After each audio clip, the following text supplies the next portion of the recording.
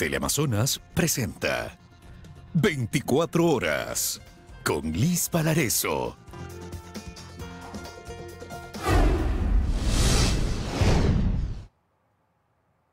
Aquí empezamos. La Asamblea Nacional decidirá mañana sobre el veto parcial del Ejecutivo a las reformas a la Ley de Comunicación. Desde el bloque de gobierno dicen que la salida es el allanamiento o el Ministerio de la Ley. Andrea Samaniego nos informa más desde la Asamblea. Hola Andrea, te escuchamos. Gracias, ¿cómo están? Muy buenas tardes. Así es, el Pleno de la Asamblea Nacional debe tomar una decisión este martes respecto de las reformas a la Ley de Comunicación sobre el veto que envió el Ejecutivo. La Comisión de Relaciones Internacionales elaboró un informe en el que recomienda a los asambleístas allanarse a lo propuesto por el Ejecutivo, los cambios que realizó el Ejecutivo. Sin embargo, por ejemplo, desde la bancada de UNES y también esta facción rebelde de Pachacutic han mencionado que ellos quieren ratificarse en lo que aprobaron hace ya más de un mes. Sin embargo, para eso requieren de 92 votos y desde el gobierno señalan que está bien difícil conseguir ese número de votos y ellos por su parte también están trabajando en conseguir los 70 que se requieren para allanarse. Para Juan Fernando Flores, el camino dice es allanarse o si no hay un acuerdo, no hay una votación positiva sobre el tema, pues bueno, que impere el Ministerio de la Ley. Les tenemos el siguiente reportaje, veamos. Los cabildeos de cara a resolver el veto del Ejecutivo a las reformas a la Ley de Comunicación se intensifican. Este martes conocerán el informe de la Comisión de Relaciones Internacionales que, aunque no es vinculante, recomienda acoger la propuesta del primer mandatario. El veto corrige en gran medida los problemas de inconstitucionalidad que tiene el informe de minoría aprobado. Para el allanamiento se requieren de 70 votos que ya está buscando el bloque oficialista. Al momento hay 15 votos del PSC, más 25 votos del BAN. Esperan contar con el respaldo de Pachacutic y de la Izquierda Democrática. También nos vamos a allanar porque creemos que es lo pertinente y lo coherente. Eso sí, no saben cómo será el respaldo de los disidentes de Izquierda Democrática y el mismo caso en Pachacutic, que siguen divididos. Los rebeldes ya han tomado una decisión. Pachacutic se ratifica en el texto original. Lo probable es que nos ratifiquemos en lo que ya hemos aprobado, puesto que creemos que es lo más conveniente. Pero necesitan de 92 votos y cuando aprobaron la normativa hace más de un mes lo hicieron con 75, por lo que se complica conseguir ahora para mantenerse en el texto que aprobó la Asamblea. O logramos los 70 votos para el allanamiento al texto del presidente de la República, o no se lograrán igualmente los 92 votos para la ratificación, con lo cual pasaría por el Ministerio de la Ley. Son 35 observaciones por inconveniencia que realizó el Ejecutivo a las reformas a la Ley de Comunicación. Y bien, la sesión está convocada para las 10 de la mañana de este martes y el veto sobre las reformas a la Ley de Comunicación se encuentran en el 5º puesto en el orden del día. Seguiremos de cerca el tema entonces. Ustedes tienen más noticias. Muy buenas tardes. Buenas tardes también para ti, Andrea. Muchísimas gracias por ese informe. Y en este año el subsidio a los combustibles podría alcanzar los 4.000 millones de dólares. El ministro de Transporte sostiene que aún falta conversar con otros sectores para tomar decisiones. Así lo dijo en nuestro programa dominical Hora 25. La focalización del subsidio a los combustibles sigue siendo un tema pendiente. La mesa de diálogo entre el gobierno y las organizaciones indígenas dejó varios nudos críticos por desatar en este tema, pero desde el gobierno reconocen que las decisiones no se pueden tomar tan solo con un pequeño sector de la sociedad. Nosotros como gobierno, ni tampoco las organizaciones sociales, por muy respetable que sea la iniciativa, podemos tomar decisiones sobre grupos que tienen un encadenamiento productivo que generan cientos de miles de empleos. En 2021 el gobierno destinó para subsidios a los combustibles 2.200 millones de dólares, pero ese monto ya fue alcanzado en junio de este año, por lo que hasta diciembre creen que la cifra podría bordear los 4.000 millones de dólares, es decir, más del presupuesto destinado para salud. Cuando uno ve estas estadísticas y por otro lado sabe que uno de cada 3 niños menores de 2 años tiene desnutrición infantil crónica, dice, por favor, allí hay que poner los recursos. El gobierno tiene que imprimir un poco más de liderazgo para explicarle, para hacer una suerte de pedagogía democrática al Ecuador, diciendo estos son los sectores que deben estar excluidos de un subsidio, porque obviamente la gente pobre necesita el subsidio.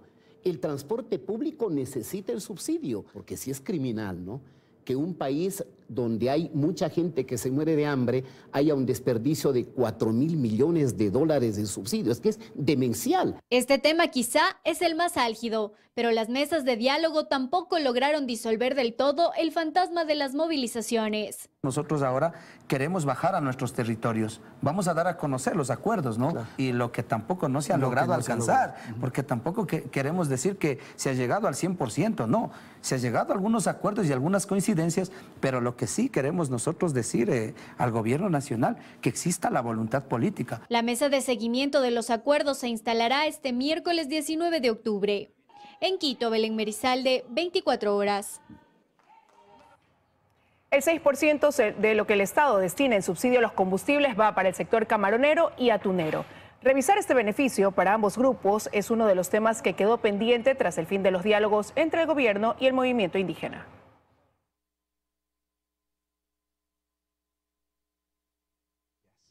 La focalización del subsidio a los combustibles para atuneros y camaroneros es uno de los pendientes tras el cierre de las mesas de diálogo entre el gobierno y el movimiento indígena. En el acta de cierre, las organizaciones sociales proponen que el 80% de los productores camaroneros que tienen hasta 75 hectáreas continúen beneficiándose de un precio diferenciado, pero que el 20% restante, que a decir de ellos son los que mayor consumo tienen, quede excluido de este beneficio. Para los atuneros, plantean las organizaciones que se excluya del precio diferenciado a toda la flota atunera cuyas embarcaciones sean iguales o mayores a 200 toneladas.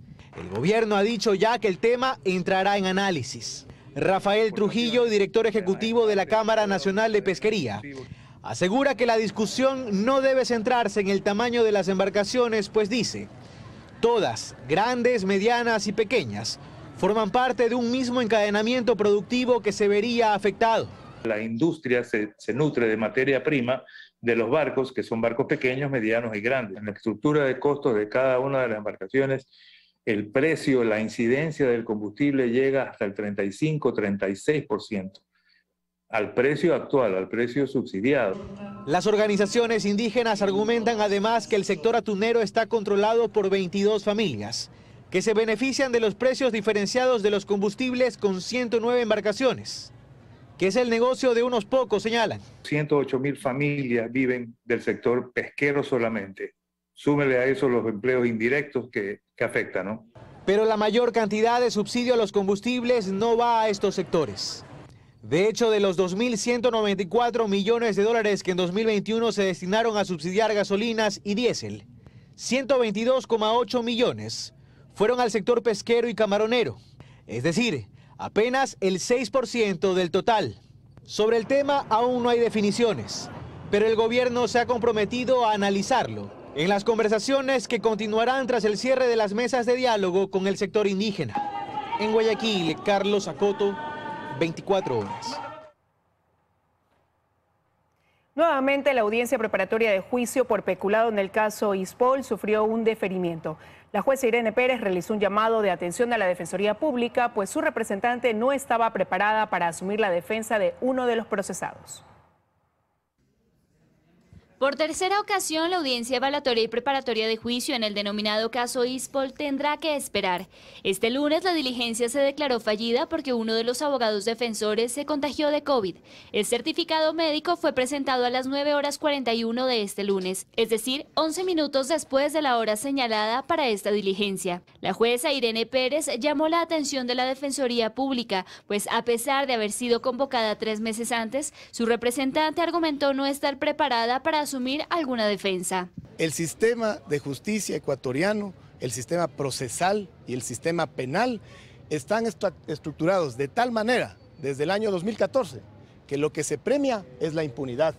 Aquí estos casos de grave connotación social que bordean los 950 millones de dólares, una vez más ha sido suspendida. No había otra opción, toda vez que Defensoría Pública no estaba preparada en el estudio del proceso, son 450 cuerpos, entonces era imposible que haga una defensa técnica. Aunque la jueza intentó agendar esta audiencia con celeridad para evitar más pérdida de tiempo, tras cada convocatoria las defensas alegaron estar ocupadas en otros casos. Finalmente se convocó para el 9 de enero del próximo año. Cuando esto se inició con un operativo del mes de febrero del año 2021. De acuerdo a la teoría de Fiscalía, 10 personas, entre ellas los exdirectores del ISPOL, Enrique Espinosa de los Monteros y David Proaño, además del intermediario financiero Jorge Cherres, habrían participado en el delito de peculado por la negociación de 216,2 millones de dólares en operaciones efectuadas entre 2017 y 2019, en el Pacto de Recompra de Bonos Global 2024. De acuerdo al actual director del ISPOL, con ello se afectó a cerca de 80.000 familias.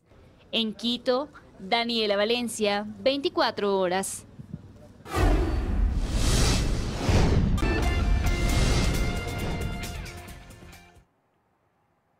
Estamos de regreso con más información. 2 estructuras narcodelictivas fueron desarticuladas en las últimas horas en operativos realizados por la policía en 5 provincias. Asimismo, más de 5 toneladas de droga fueron decomisadas. El contacto es con Luisa María Heredia para que nos amplíe este tema. Hola, Luisa. ¿Qué tal en estudios, amigos televidentes? Muy buenas tardes. En efecto, 2 duros golpes al narcotráfico dio recientemente la Policía Nacional. En un primer operativo se decomisaron 2 toneladas de droga, específicamente cocaína. El alcaloide fue encontrado al interior de contenedores que almacenaban mariscos congelados que iban a ser exportados a Bélgica. En este caso hay un detenido que es el representante legal de la empresa exportadora. La carga, cabe mencionar, equivale a más de 20 millones de dosis que pudieron ser sacadas del mercado, valoradas en 140 millones de dólares en Europa. En otro caso, en cambio, se decomisaron 3,5 toneladas de droga, también cocaína. Esta operación, por su parte, implicó la realización de más de una docena de allanamientos en 5 provincias del país. Está Pastaza, Guayas, Tungurahua, Sucumbíos y Pichincha. Un total de 40 personas fueron detenidas. Todas forman parte de una organización delictiva. Escuchemos. Este modus operandi de esta gran estructura narcodelictiva se dedicaba al transporte, acopio, distribución y tráfico de sustancias sujetas a fiscalización, para lo cual realizaban la refacción o adecuación de vehículos para acopiar o encaletar, comúnmente como se denomina, en la estructura de los vehículos, y de esta manera utilizaban mecánicas clandestinas para realizar este tipo de actividades.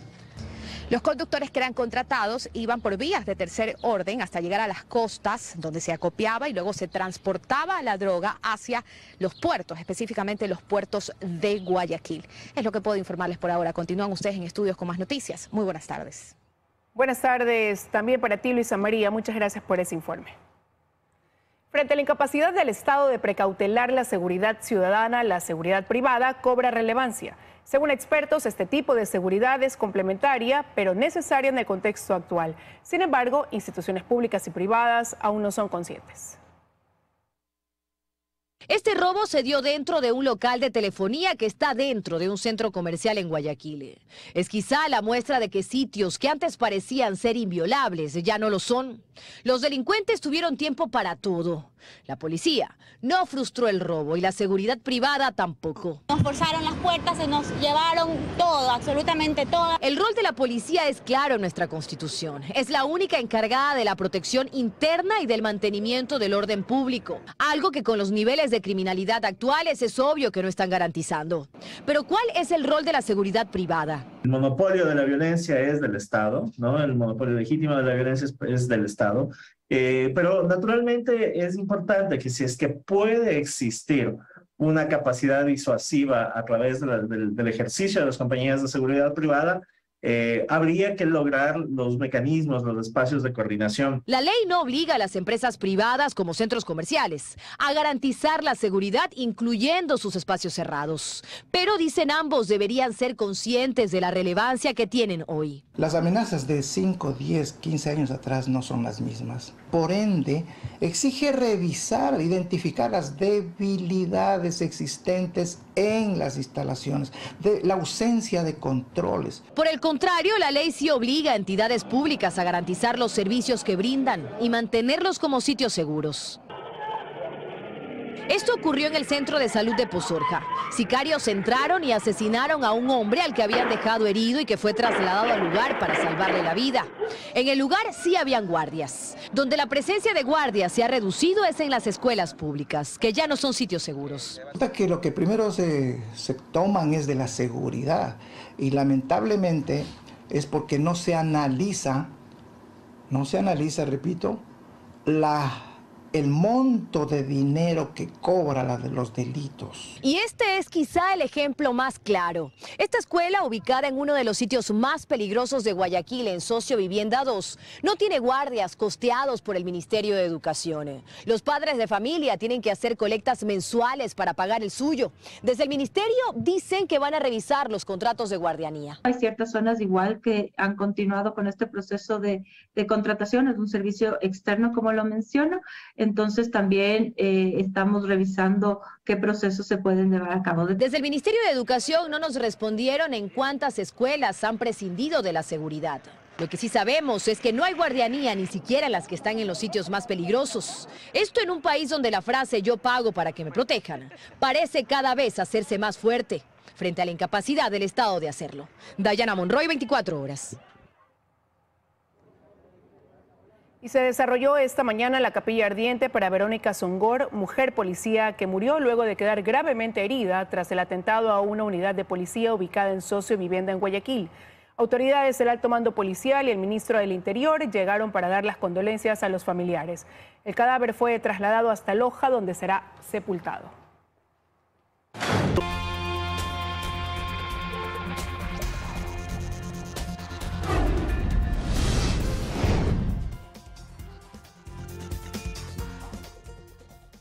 Estamos de regreso con más información. 200 atenciones diarias se espera brindar en el recientemente inaugurado Hospital de Durán en su primera fase.